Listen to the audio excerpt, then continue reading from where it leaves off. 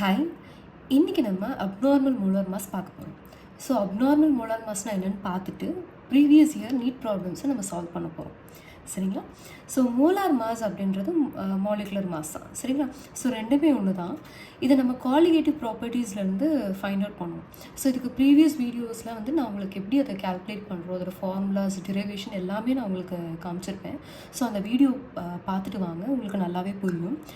Elevation of boiling point பார்த்தோம், depression of freezing point பார்த்தோம், relative lowering of vapour pressure பார்த்தோம், osmotic pressure பார்த்தோம். So இது எல்லாத்துலேயுமே நம்ம மாலிகுலர் மாஸ் வந்து ஃபைண்ட் அவுட் பண்ண முடியும். சரிங்களா? ஆனால் இதில் ஒரு பிரச்சனை இருக்குது. நம்ம ஃபைண்ட் அவுட் பண்ணுற அந்த மாலிகுலர் மாஸ் இருக்குது இல்லையா, அது சம்டைம்ஸ் என்ன ஆகும் அப்படின்னா மிஸ்மேட்ச் ஆகும். அதாவது நம்ம ஆக்சுவலாக கண்டுபிடிக்கிற மோலார் மாஸை விட நமக்கு வந்து நம்ம தியரிட்டிக்கலாக இந்த மாதிரி நம்ம ப்ராப்ளம் சால்வ் பண்ணி கண்டுபிடிக்கிறோம் இல்லையா, இந்த மாதிரி எக்ஸ்பெரிமெண்டல் வழியாக தியரிட்டிக்கல் கேல்குலேஷன் வழியாக நம்ம கண்டுபிடிக்கிறது வந்து சம்டைம்ஸ் வந்து மிஸ்மேட்ச் ஆகும். ஸோ அப்படி மிஸ்மேட்ச் ஆகிறது தான் நம்ம என்னென்னு சொல்கிறோம்னா அப்நார்மல் மோலார் மாஸ் அப்படின்னு சொல்கிறோம். சரிங்களா? ஸோ என்ன ரீசன், எதனால் இந்த மாதிரி நடக்குது அப்படின்னு பார்த்தீங்கன்னா அசோசியேஷன், டிசோசியேஷன். அசோசியேஷன் அப்படின்னா ஒன்றா சேர்றது, டிசோசியேஷன் தான் விலகி போகிறது. சரிங்களா? ஸோ சில மாலிகுல்ஸ் வந்து என்ன பண்ணும், டைமர்ஸ், ட்ரைமர்ஸ் வந்து ஃபார்ம் பண்ணும். எக்ஸாம்பிளுக்கு பென்சாயிக் ஆசிட் எடுத்துக்கோங்க. ஸோ பென்சாயிக் ஆசிடை நான் இப்படியும் எழுதலாம். சரிங்களா? ஸோ 2 பென்சாயிக் ஆசிட் சேர்ந்து நான் இந்த மாதிரி போட்டுக்கிறேன். ஸோ அப்போ தான் அந்த ஹைட்ரஜன் பாண்டிங் என்னால் காட்ட முடியும். ஸோ 2 பென்சாயிக் ஆசிட் சேர்ந்து ஹைட்ரஜன் பாண்டிங் வழியாக பாருங்கள், இந்த ஆக்சிஜனுக்கும் இதில் இருக்க ஹைட்ரஜனுக்கும் ஒரு பாண்ட் க்ரியேட் ஆகும். சரிங்களா? ஸோ அந்த வந்து பாண்ட்னு சொல்லக்கூடாது, வீக் இன்ட்ராக்ஷன். அந்த வீக் இன்ட்ராக்ஷன் தான் ஹைட்ரஜன் பாண்டிங். ஸோ அந்த ஹைட்ரஜன் பாண்டிங்னால என்ன ஃபார்ம் ஆகும் அப்படின்னா டைமர் வந்து ஃபார்ம் ஆகும். சரிங்களா? ஸோ இது வந்து நான் அக்வஸில் சொல்கிறேன், நான் அக்வஸ் சால்வெண்ட்டில் சொல்கிறேன். அதாவது வாட்டர் இல்லாத போது. சரிங்களா? வாட்டர் இருக்கும்போது என்ன ஃபார்ம் ஆகாது, இந்த ஹைட்ரஜன் பாண்டிங் ஃபார்ம் ஆகாது. சரிங்களா? ஸோ வாட்டர் இல்லாத போது இந்த மாதிரி ஒரு டைமர் வந்து ஃபார்ம் ஆகும். ஸோ இதை வந்து ரெண்டுமே சேருது இல்லையா, அதனால் இது அசோசியேஷன் சொல்லலாமா? டிசோசியேஷன் அப்படின்னா என்னென்னு பாருங்கள். சம்டைம்ஸ் அயானிக் காம்பவுண்ட்ஸ் வந்துட்டு பிரேக் ஆகும். ஸோ பிரேக் ஆகிட்டு மல்டிபிள் அயான்ஸாக வந்து ஃபார்ம் ஆகும். ஒரு எக்ஸாம்பிளுக்கு என்ன எடுத்துக்கலாம், H3PO4 எடுத்துக்கிறேன்னு வச்சுக்கோங்களேன். ஸோ இது வந்து phosphoric acid. So phosphoric acid எப்படி ஸ்ப்ளிட் ஆகும் அப்படின்னு சொல்லி பார்த்தீங்கன்னா H+ ஆகும். சரிங்களா? PO4 3-. சரிங்களா? இங்கே வந்து 3H இருக்குது இல்லையா, 3 ப்ரோட்டான்ஸ் இருக்குது. சரிங்களா? அப்போ முன்னாடி வந்து 3. சரிங்களா? உங்களுக்கு நான் சொல்கிறேன் எப்படி வந்து நான் இந்த சார்ஜை கண்டுபிடிக்கிறேன் அப்படிங்கிறத பின்னாடி ப்ராப்ளம்ஸ் வரும்போது நான் உங்களுக்கு டீச் பண்ணுறேன். ஸோ இப்போதைக்கு நீங்கள் தெரிஞ்சுக்கோங்க, இது எப்படி ஸ்ப்ளிட் ஆகுதுன்றது தெரிஞ்சுக்கோங்க. சரிங்களா? ஸோ மல்டிபிள் அயான்ஸாக வந்துட்டு ஸ்ப்ளிட் ஆகும். ஸோ இப்படி மல்டிபிள் அயான்ஸாக ஸ்ப்ளிட் ஆகிறத என்ன சொல்கிறோம் அப்படின்னா டிசோசியேஷன் சொல்கிறோம். இல்லைன்னா நார்மலாக நீங்கள் NaCl எடுத்துக்கோங்களேன். NaCl எப்படி ஸ்ப்ளிட் ஆகும், Na+ ஆகும், Cl- ஆகும், ஸ்ப்ளிட் ஆகும். ஸோ ஒரு சிங்கிள் காம்போனண்ட்டாக இருக்கா இங்கே, அது பாருங்கள் எப்படி ஸ்ப்ளிட் ஆகுது. வாட்டரில் அக்வஸ் மீடியமில் Na+ ஆகும், Cl- ஆகும், ஸ்ப்ளிட் ஆகுது. இது ரெண்டும் தனித்தனி. சரிங்களா? தனித்தனி ஸ்பீஷீஸாக நம்ம கன்சிடர் பண்ணிக்கணும், தனித்தனி காம்போனண்ட்டாக நம்ம கன்சிடர் பண்ணிக்கணும். ஸோ அப்போ என்ன ஆகும், 1ன்றது 2 ஆகுது பாருங்கள் கவுண்டர். சரிங்களா? ஸோ அதான் டிசோசியேஷன். ஸோ அசோசியேஷன் அப்படின்னா ரெண்டுமே சேர்ந்து ஒரே ஸ்பீஷீஸாக ஃபார்ம் ஆகிறது. இங்கே வந்து ஒரு ஸ்பீஷீஸ் வந்து 2ஆக வந்து ஸ்ப்ளிட்டப் ஆகிறது, அதான் டிசோசியேஷன். சரிங்களா? ஸோ அசோசியேஷன், டிசோசியேஷன் என்னென்னு உங்களுக்கு புரிஞ்சிருக்கும். ஸோ அசோசியேஷன்னால் என்ன ஆகும்னா மாலிகுலர் மாஸ் இன்க்ரீஸ் ஆகும்.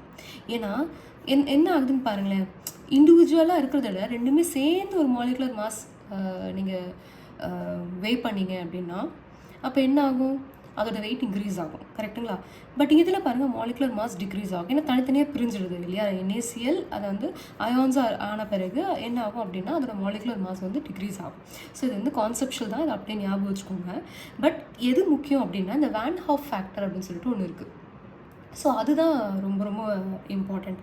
பின்னாடி வர ப்ராப்ளம்ஸ்லாம் அதை யூஸ் பண்ணி தான் நம்ம சால்வ் பண்ணுவோம். ஸோ எக்ஸாம்பிள் பென்சாயிக் ஆசிட், அதை நான் உங்களுக்கு இங்கே காமிச்சிருக்கேன். இங்கே வந்து NaCl பாருங்கள், NaCl வந்து ஒரு பார்ட்டிக்கல். அது வந்து 2 பார்ட்டிக்கலாக இங்கே மாறுது. நம்ம அண்டர்ஸ்டாண்டிங்காக தான் இந்த நேம்லாம் நம்ம இங்கே கொடுக்குறோம். வேன் ஹாஃப் ஃபேக்டர் அப்படின்னு சொல்லிட்டு இதுக்கு முன்னாடி நம்ம வந்து இன்ட்ரடியூஸ் பண்ணியிருப்போம். எதில் இன்ட்ரடியூஸ் பண்ணியிருப்போம்? எலிவேஷன் ஆஃப் பாய்லிங் பாயிண்ட்டும் டிப்ரெஷன் ஆஃப் ஃப்ரீசிங் பாயிண்ட்டும் படிக்கும்போது அங்கே ஐன்ற ஒரு ஃபேக்டர் இன்ட்ரடியூஸ் பண்ணியிருப்போம். எதுக்காக ஐ இங்கே இன்ட்ரடியூஸ் பண்ணுறோம் நாங்கள் என்ன சொல்லியிருக்கேன் அப்படின்னா, அங்கே வந்து ஒரு ஒரு சொல்யூட் நீங்கள் எடுத்துக்கிற சொல்யூட் வந்து அயானிக் ஸ்பீஷீஸாக இருந்துச்சு அப்படின்னா ஐயை இன்ட்ரடியூஸ் பண்ணோம் அப்படின்னு சொல்லிட்டு அங்கே சொல்லியிருப்பேன். சரிங்களா? ஸோ ஐ அப்படிங்கிறது எக்ஸாக்டாக என்னென்னா நார்மல் மோலார் மாஸ் இருக்கும் பை அப்சர்வ்டு மோலார் மாஸ். சரிங்களா? ஸோ இதுதான் வந்து ஐ. சரிங்களா? உங்களுக்கு இது ஞாபகம் இல்லைனா கூட எக்ஸாம் பாயிண்ட் ஆஃப் வியூவில் இது ஞாபகம் இருக்கணும். சரிங்களா? டிசோசியேஷன் அப்படின்னா ஐ கிரேட்டர் தென் 1. சரிங்களா? அசோசியேஷன் அப்படின்னா ஐ லெஸ் தென் 1. எப்படி ஞாபகம் வச்சுக்கிறது? டிசோசியேஷன்னா என்ன சொல்லியிருக்கேன், நம்பர் ஆஃப் பார்ட்டிகல்ஸ் என்ன ஆகும், இன்க்ரீஸ் ஆகும். பாருங்கள், இங்கே இன்க்ரீஸ் ஆகிருக்கு. 1 பார்ட்டிகல் 2 பார்ட்டிகல்ஸ் ஆகிருக்கு. சரிங்களா? ஸோ நம்பர் ஆஃப் பார்ட்டிகல்ஸ் வந்து இன்க்ரீஸ் ஆகும் எதில் பார்த்தீங்க அப்படின்னா டிசோசியேஷனில். அப்போ ஐ வந்து கிரேட்டர் தென் 1 இருக்கும். சரிங்களா? அசோசியேஷனில் ஐ வந்து லெஸ் தேன் 1 இருக்கும். ஸோ இந்த கண்டிஷனை வந்து ஞாபகம் வச்சுக்கோங்க. ஸோ இது வந்து ரொம்ப ஹெல்ப்ஃபுல்லாக இருக்கும் பின்னாடி ப்ராப்ளம் சால்வ் பண்ணுறதுக்கு. ஸோ டேரெக்டாக என்ன பண்ணிடலாம், இவ்வளோ தான். அந்த டாப்பிக்கில் பார்த்தீங்க அப்படின்னா கான்செப்ட் நீங்கள் தெரிஞ்சுக்க வேண்டிய கான்செப்ட் அவ்வளோதான். சரிங்களா? ஸோ ரொம்ப சிம்பிளிஃபைடான ஒரு நோட்ஸ் அதை நோட் பண்ணிக்கோங்க. Which of the following aqueous solution will exhibit highest boiling point? அதாவது இது 2025 கேட்ட நீட் ப்ராப்ளம். சரிங்களா? இங்கே என்ன கொடுத்துருக்காங்கன்னா 0.01 மோலால். இது வந்து ஸ்மால் எம் தான் வரணும், பட் வந்து கொஷின் வந்து கேபிட்டல் எம்னு கொடுத்துருப்பாங்க. சரிங்களா? ஸோ இங்கே வந்து எலிவேஷன் டிப்ரெஷன் எல்லாமே வந்து எந்த கான்சன்ட்ரேஷன் டேர்மை டிபெண்ட் பண்ணியிருக்கணும்? மோலால். சரிங்களா? மொலாரிட்டி அப்படிங்கிறது ஆஸ்மாட்டிக் ப்ரெஷரில் வர ஒரு கான்சன்ட்ரேஷன் டேர்ம். ஸோ இதில் வர கான்சன்ட்ரேஷன் டேர்ம் பார்த்திங்க அப்படின்னா மொலாலிட்டி தான். ஸோ மொலாலில் கொடுத்துருக்கணும், மொலால் கான்சன்ட்ரேஷனில் கொடுத்துருக்கணும். இங்கே ஸ்மால் எம் தான் வரும். சரிங்களா? அது ஒரு கரெக்ஷன் இருக்குது இந்த கொஷனில். So 0.01 மோலால் Na2SO4. அதே மாதிரி இந்த மாதிரி நிறைய உங்களுக்கு கான்சன்ட்ரேஷன் யூஸ் பண்ணி டிஃப்ரெண்ட் காம்பவுண்ட்ஸ் கொடுத்துருக்காங்க. ஸோ இதுக்கு என்ன ஃபார்முலா நம்ம யூஸ் பண்ணோம் அப்படின்னா இது உங்களுக்கு தெரியும் கரெக்டுங்களா? Temperature difference. இது வந்துட்டு பி அப்படின்றத நம்ம எதுக்கு சொல்லுவோம்? எலிவேஷன் ஆஃப் பாய்லிங் பாயிண்ட்டுக்கு. ஸோ டிபி போட்டுக்கோங்க, கேபி வரும் கரெக்டுங்களா? இன்ட்டு எம் இன்ட்டு ஐ. ஐங்கிறது தான் இந்த வேன் ஹாஃப் ஃபேக்டர், எம்ங்கிறது மொலால் கான்சன்ட்ரேஷன். சரிங்களா? கேபி அப்படிங்கிறது எபிலோஸ்கோபிக் கான்ஸ்டன்ட். ஸோ இந்த கான்ஸ்டன்ட்டு இதோட ப்ரீவியஸ் ஸ்டெப் தான் நான் இங்கே எழுதியிருக்கேன். சரிங்களா? ஏன்னா இந்த ப்ரொபோஷ்னாலிட்டியை ரீப்ளேஸ் பண்ணுறது தான் இந்த ப்ரொபோஷ்னாலிட்டி கான்ஸ்டன்ட்டை இன்ட்ரடியூஸ் பண்ணியிருப்போம். சரிங்களா? ஸோ இப்போ நான் இதோட ப்ரீவியஸ் ஸ்டெப் இப்படி தானே இருக்கும். The del TB is directly proportional to molar concentration into I. Van Hoff factor. இப்போ பாருங்கள், ஒவ்வொன்றுத்துக்கும் கான்சன்ட்ரேஷனுக்கு நம்ம என்ன பண்ணலாம், சால்வ் பண்ணலாம். Na2SO4 எப்படி வந்து ஸ்ப்ளிட் ஆகுது அப்படின்னு சொல்லி நமக்கு தெரியணும். சரிங்களா? இங்கே கீழே சப்ஸ்கிரிப்ட் கொடுத்துருக்காங்களே, இந்த சப்ஸ்கிரிப்டாக கொடுத்துருக்கிறது இல்லை, ஃபஸ்ட்டு அதை நீங்கள் பார்க்கணும். ஸோ சப்ஸ்கிரிப்டில் கொடுத்துருக்கிறது வந்து நம்பர் ஆஃப் அயான்ஸை சொல்லுது. சரிங்களா? ஸோ அப்போ எத்தனை Na ப்ளஸ் இருக்கும்? 2 Na ப்ளஸ் இருக்குது. ஏன்னா இங்கே வந்து 2 ஃபார்முலாவில் 2ன்னு இருக்குது. அடுத்து பாருங்களேன், இது வந்து ஹோலாக எடுத்துக்கணும். ஏன்னா இது வந்து பாலி அட்டாமிக் அயான்ஸ். ஸோ உங்களுக்கு டவுட்டாக இருந்துச்சுன்னா பாலி அட்டாமிக் அயான்ஸ் வந்து ஒரு லிஸ்ட் டவுன் பண்ணி வச்சுக்கோங்க. ஸோ பார்த்தோன்னே உங்களுக்கு தெரியணும் பாலி அட்டாமிக் அயான்ஸ்னால் SO4 வந்து பாலி அட்டாமிக் அயான்ஸ். சரிங்களா? அதே மாதிரி இது வந்து சல்ஃபேட் அயான் சொல்லி சொல்லுவோம். இதை வந்து ஃபாஸ்பேட் அயான் சொல்லி சொல்லுவோம். PO4 3-. சரிங்களா? ஸோ இந்த மாதிரி சிலதெல்லாம் நீங்கள் என்ன பண்ணிக்கணும், நோட் பண்ணி வச்சுக்கணும். OH-. ஸோ இதெல்லாம் வந்து பாலி அட்டாமிக் அயான்ஸ். சரிங்களா? ஸோ இங்கே வந்து 1 தான் இருக்குது. அப்போ இங்கே வந்து என்ன வரும், 1 தான் இருக்கும். அதை நம்ம ரெப்ரசன்ட் பண்ண வேண்டாம். So SO4 2-. ஸோ இந்த சார்ஜ் கொண்டு வரதுல தான் நமக்கு வந்துட்டு ஒரு இது இருக்குது, ஒரு ட்ரிக் இருக்குது. என்னென்னா Na+ போட்டுக்கோங்க. SO4 இங்கே 2- இல்லை மைனஸான்றது நமக்கு தெரியணும் கரெக்டுங்களா? NaSO4ன்னு போட்டுக்கோங்க. இங்கே வந்து என்ன இருக்குது, நம்பர் பாருங்கள் 2ன்னு இருக்குது, இங்கே வந்து 1ன்னு இருக்குது. அதாவது அந்த கவுண்ட்டை சொல்கிறேன், சல்ஃபேட்டோட கவுண்ட்டு. இப்போ என்ன பண்ணுங்கள், க்ராஸாக எடுத்துகிட்டு போயிருங்க. க்ராஸாக எடுத்துகிட்டு போனீங்கன்னா Na+ன்னு வரும், SO4 2- வரும் பவரில். சரிங்களா? ஸோ இது வந்து அதுக்குன்னு பார்த்தீங்கன்னா, அதுக்கு நேராக பார்த்தீங்கன்னா நீங்கள் வந்து கோஎஃபிஷியண்ட்டாக போடணும். க்ராஸாக பார்த்தீங்க அப்படின்னா அதை வந்து சார்ஜாக போடணும். ஞாபகம் வச்சுக்கோங்க. ஸ்ட்ரெயிட்டாக பார்த்தீங்கன்னா கோஎஃபிஷியன்ட், க்ராஸாக பார்த்தீங்கன்னா பவர். சரிங்களா? ஸோ இப்படி தான் நம்ம வந்து சார்ஜ் ஒரு ஸ்பீஷீஸோட பவர் கண்டுபிடிப்போம். சரிங்களா? ஸோ 2 Na+ இருக்குது, ஒரு SO4 2- இருக்குது. ஸோ டோட்டலாக ஆட் பண்ணுங்கள், கோஎஃபிஷியன்ட் ஆட் பண்ணுங்கள், 3 அயான்ஸ். சரிங்களா? ஸோ அப்போ மோலால் கான்சன்ட்ரேஷன் கொடுத்துருக்காங்களா, 0.01 கொடுத்துருக்காங்க பாருங்கள், அது போட்டுக்கோங்க. இன்ட்டு 3 போட்டுக்கோங்க. ஏன்னா 3 இருக்குது. 3 அயான்ஸ் இருக்குது. அதான் அந்த ஐக்கு பதிலாக தான் 3 போடுறோம். வேன் ஹாஃப் ஃபேக்டர்ன்றது என்னது, நம்பர் ஆஃப் ஸ்பீஷீஸ். சரிங்களா? ஸோ இன்ட்டு 3 போட்டிங்கன்னா 0.03. அதே மாதிரி எல்லாத்துக்குமே கண்டுபிடிங்க. இங்கே வந்து சுக்ரோஸ் வந்துட்டு சாரி இது வந்து குளுக்கோஸ் வந்துட்டு என்னென்னா இங்கே வந்து அயானிக் ஸ்பீஷீஸ் கிடையாது. அதாவது நீங்கள் வந்து டிசால்வ் பண்ணிங்கன்னா அது வந்து ஸ்ப்ளிட் ஆகாது, சால்ட் மாதிரி ஸ்ப்ளிட் ஆகாது. சரிங்களா? ஸோ இது இன்ஆர்கானிக் சால்ட் மாதிரி ஸ்ப்ளிட் ஆகாததுனால எதெல்லாம் வந்து சாலிடாக ஒரு ஆர்கானிக் காம்பவுண்டாக இருக்கோ அதுக்கு வந்து ஐ வேல்யூ வந்து ஆல்வேஸ் 1. ஸோ இதை வந்து ஞாபகம் வச்சுக்கோங்க. ஸோ அப்போ கான்சன்ட்ரேஷன் இன்ட்டு 1 அதே வேல்யூ தான் வரும். அதே மாதிரி யூரியா எடுத்துக்கோங்க. யூரியாவும் organic compound. So by value என்னவாக இருக்கும், 1. ஸோ 0.01 இன்ட்டு 1 0.01 தான் வரும். அடுத்து பாருங்களேன், potassium nitrate. So potassium nitrate பார்த்திங்க அப்படின்னா சால்ட். அப்போ என்ன ஆகும், வாட்டரில் போட்டால் ஸ்ப்ளிட் ஆகும், அயான்ஸாக ஸ்ப்ளிட் ஆகும்.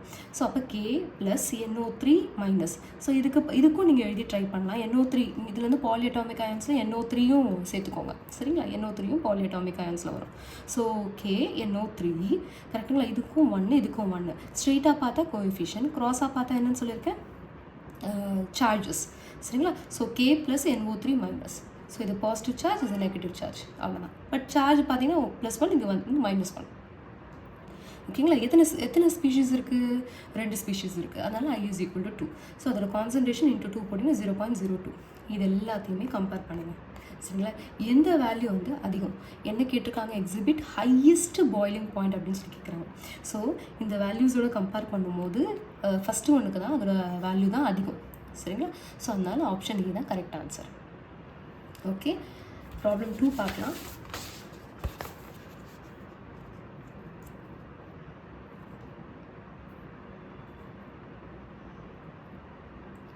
Okay, which among the following aqueous solution of electrolytes will have minimum elevation in boiling point? So லாஸ்ட்டாக நம்ம என்ன பார்த்தோமோ அதே தான். சரிங்களா? அதில் என்ன கேட்டிருந்தாங்கன்னா ஹையஸ்ட் பாய்லிங் பாயிண்ட் சொல்லி கேட்டிருந்தாங்க. இங்கே வந்து என்ன கேட்குறாங்கன்னா மினிமம் எது அப்படின்னு சொல்லி, அங்கே ஹையஸ்ட்டு, இங்கே வந்து லோவஸ்ட் எது அப்படின்னு சொல்லி கேட்குறாங்க. சரிங்களா? அதே மாதிரி தான் உங்களுக்கு இந்த ஈக்குவேஷன் தெரியும். சரிங்களா? நான் அதே மாதிரி எழுதலை, டைரெக்டாக நான் போயிட்டேன். ஸோ இதுதான் உங்களோட ஈக்குவேஷன். இதுக்கு பதிலாக தான் நம்ம என்ன பண்ணுறோம், ப்ரொபோஷ்னாலிட்டி சிம்பிள் போடுறோம். சரிங்களா? ஸோ அதுக்கப்புறம் என்ன வரும், சிம்பிளுக்கு அப்புறம் M × I. Okay, molal concentration into I. So எல்லாத்துக்கும் கண்டுபிடிங்க. 0.05 இதில் வந்து வாட்டரில் ஸ்ப்ளிட் ஆச்சுன்னா Na + Cl- ஆகும் 2. அதே மாதிரி இதுவும் K + Cl- ஆகும் 2. MgSO4 MgSO4 பாருங்கள், MgSO4. சரிங்களா? ஸோ இப்போ எம்ஜிக்கான சார்ஜ் பார்த்தீங்க அப்படின்னா இதோட சார்ஜ் இதுக்கு மட்டும் நான் வந்து உங்களுக்கு ஒரு இது சொல்கிறேன். இது ரெண்டுமே சிமிலர் சார்ஜ் கொண்ட ஒரு இது. அதாவது இது 2+ அப்படின்னா இது 2-. சரிங்களா? ஸோ இது வந்து ஞாபகம் வச்சுக்கோங்க. மற்றதுக்கெலாம் கொஞ்சம் ஈஸியாக இருந்தாலுமே இது கொஞ்சம் நீங்கள் வந்து டிஃபிகல்ட்டாக இருக்கும் பார்க்குறதுக்கு. பட் இதெல்லாம் நீங்கள் ஈஸியாக ஞாபகம் வச்சுக்கலாம். சரிங்களா? So Mg 2+ SO4 2-. பட் இங்கே வந்து இந்த சார்ஜ் நமக்கு முக்கியம் கிடையாது. ஏன்னா எவ்வளோ ஸ்பீஷீஸை ஸ்ப்ளிட் ஆக போகுதுன்றது தான் முக்கியம். ஸோ ரெண்டு ஸ்பீஷீஸ் இருக்குது. ஏன்னா பாருங்கள், இது வந்து 1, இதுவும் வந்து ஹோல் 1 தான். ஸோ அப்போ வந்து என்ன வரும், 2ன்னு வரும். சரிங்களா? ஸோ அதை வந்து 0.1 × 2 தான் டேரெக்டாக இங்கே போட்டிருக்கேன், 0.2. 1m NaCl பார்த்தீங்க அப்படின்னா 1 × இதுக்கு 1/2 ஃபேக்டர் 2. ஏன்னா Na + Cl- இருக்கும். அப்போ 2 ஸ்பீஷீஸாக எடுத்துக்கணும் அயான்ஸை. ஸோ அப்போ வந்து 2 உங்களுக்கு கிடைக்கும். சரிங்களா? இப்போ இதில் எது நமக்கு லீஸ்ட் அப்படின்னு சொல்லி பார்க்கணும். 0.2 0.2 இது 2.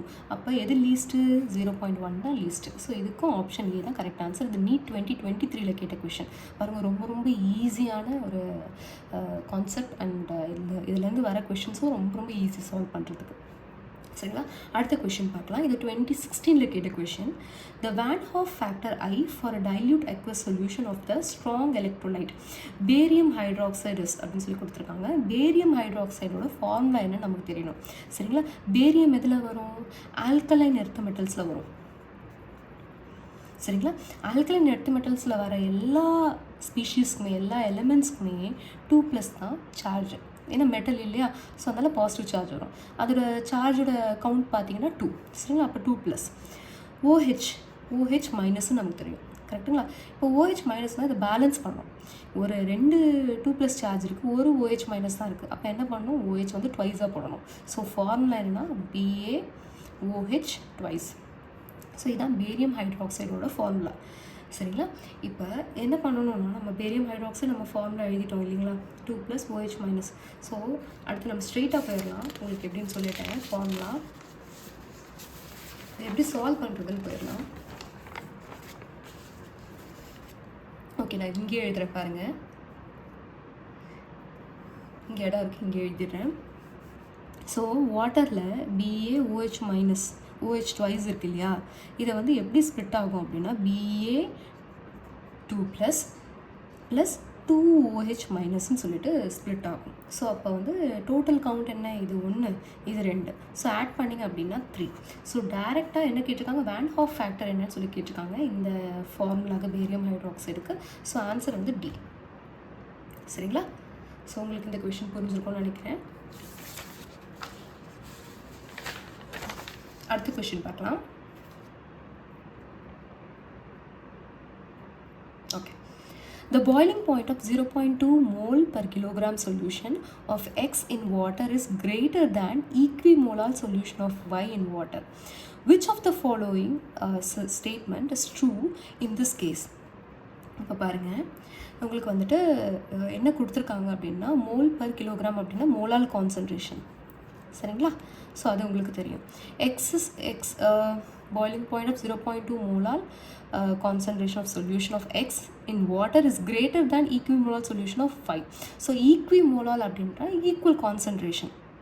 ஸோ எக்ஸு வந்து 0.2 மோலால்னா ஒய்யுமே வந்து 0.2 மோலால் தான். இந்த இங்கே கொடுத்துருக்க ஸ்டேட்மெண்ட்டில் எது கரெக்டான ஸ்டேட்மெண்ட் அப்படின்னு சொல்லி கேட்குறாங்க. So molecular mass of X is less than the molecular mass of Y. Y is undergoing dissociation in water while X undergoes no change. X is undergoing dissociation in water. Fourth பார்த்தீங்கன்னா molecular mass of X is greater than the molecular mass of Y. So இவங்க கொடுத்துருக்க ஒரு hint என்ன அப்படின்றத நம்ம பார்க்கணும். Boiling point பாருங்கள், இதுக்கு அதிகம் அப்படின்னு சொல்லியிருக்காங்க. இது 0.2 மோலால் கான்சன்ட்ரேஷன் தான் எக்ஸும், 0.2 மோலால் கான்சன்ட்ரேஷன் தான் ஒய்யும். சரிங்களா? அப்போ இது மட்டும் அதிகமாக இருக்குது. அப்போ நம்ம ஃபார்முலாவில் என்ன ரிலேஷன் நம்ம சொல்லியிருப்போம், del T is directly proportional to molal concentration into ஐங்கிறது வேன் ஹாஃப் ஃபேக்டர். நான் உங்களுக்கு நோட்ஸில் வந்து நான் சொல்லியிருப்பேன். அசோசியேஷன்னா என்ன ஞாபகம் வச்சுக்கணும், டிசோசியேஷன் அப்படின்னா மாலிகுல் வந்துட்டு என்ன ஆகும், ஒரு பார்ட்டிக்கிள் வந்து 2 பார்ட்டிக்கலாக வந்து என்ன ஆகும், உங்களுக்கு ஸ்ப்ளிட் ஆகும். சரிங்களா? ஸோ இந்த மாதிரி மல்டிபிள் பார்ட்டிக்கலாக ஸ்ப்ளிட் ஆகும்போது என்ன ஆகும், ஐயோட வேல்யூ என்ன ஆகும்னா இன்க்ரீஸ் ஆகும். ஸோ அப்போ வந்து ஐ இஸ் கிரேட்டர் தேன் 1. சரிங்களா? அசோசியேட் ஆகுது அப்படின்னா ஒன்றா சேர்றதுனால அந்த கவுண்ட் வந்து கம்மியாகும். ஸோ ஐ இஸ் லெஸ் தேன் 1 அப்படின்னு சொல்லிட்டு வரும். சரிங்களா? அப்போ இதில் வந்து என்ன வேரி ஆகுது, கான்சன்ட்ரேஷன் சேம்னு கொடுத்துட்டாங்க, இதை பற்றி நம்ம வரி பண்ண வேண்டாம். அப்போ ஐ மட்டும்தான் நம்ம பார்க்கணும். ஸோ ஐ படி பார்த்தோம் அப்படின்னா எப்போ வந்து இது அதிகமாக இருந்துச்சு அப்படின்னா ஏன்னா டைரக்ட்லி ப்ரொபோர்ஷனல். கரெக்டுங்களா? ஐ அதிகமாக இருந்தால் மட்டும்தான் என்ன ஆகும், del T வந்து அதிகமாகும். சரிங்களா? பாய்லிங் பாயிண்ட் வந்து அதிகமாகும். அப்போ இது கொஷனில் ஒரு ஹிண்ட் சொல்லிட்டாங்களே, இது வந்து அதிகம் அப்படின்னு சொல்லிட்டாங்க. இது அதிகம் அப்படின்னா X is undergoing dissociation in water. ஏன்னா ஐயோட வேல்யூ எங்கே அதிகமாக இருக்கும், டிசோசியேஷனில் தான் அதிகமாக இருக்கும். அதனால் எக்ஸ் வந்து அதிகம்னு சொல்லியிருக்காங்க. அப்போ எக்ஸ் தான் என்ன ஆகுது, டிசோசியேஷன் வந்து போகுது அப்படின்னு சொல்லிட்டு நம்ம இந்த ஆப்ஷனை வந்து சூஸ் பண்ணுவோம். சரிங்களா? பாருங்கள், நமக்கு இந்த ஐ ரிலேட் பண்ணுற மாதிரி டேரெக்டாக நமக்கு வந்து இந்த கொஷின்லேயே இந்த ஆப்ஷன்ஸ்லேயே வந்து கொடுத்துருக்காங்க பாருங்கள். ஸோ ஐ ரிலேட் பண்ணிங்க அப்படின்னா இந்த ஆப்ஷன் வந்து நீங்கள் சூஸ் பண்ணிடலாம்.